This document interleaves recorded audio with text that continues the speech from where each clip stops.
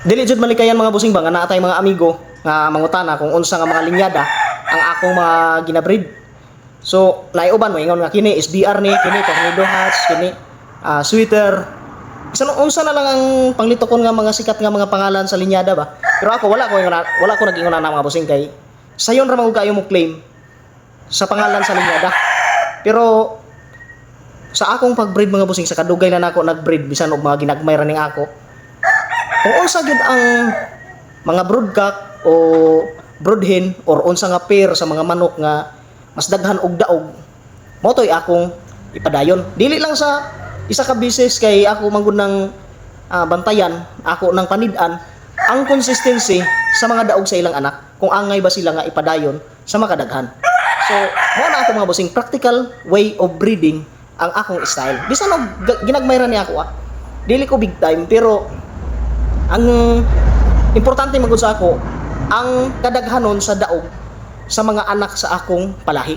Dili ingon nga ang pangalan sa linyada kay daghan ko kaila mga busing, mga boss diha nga gwapo kay mga manok si kuan ana, mga SBR power kayo. So ang ako mga boss kung unsay nagadaog mao nay pinaka importante para sa ako. Ipadayon man gud ako mga boss kay ako ang daog may akong gipakita. Dili man ingon nga ang pangalan sa linyada o ang itsura sa manok. So, mo na ako mga busing gina-share sa akong mga amigo nga praktikal lang ta sa pagmanok. Ako bahala ginagmay.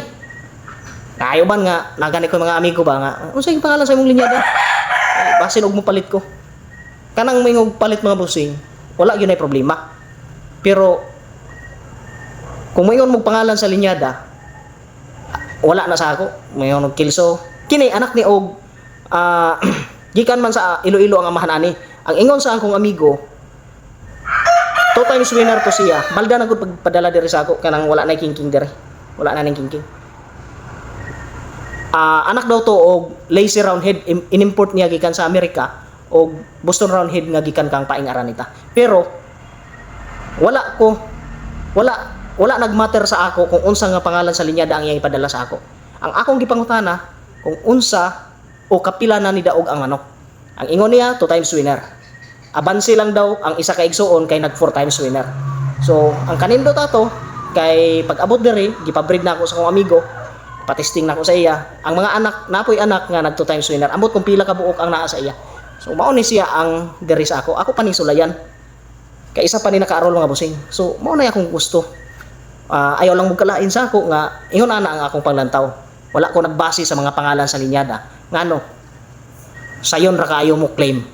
Moingon kag Sweater, moingon kag SBR kanang mga kanawayon pero crosses na bisag unsa na nagsaksoy na gid ang klaro ana.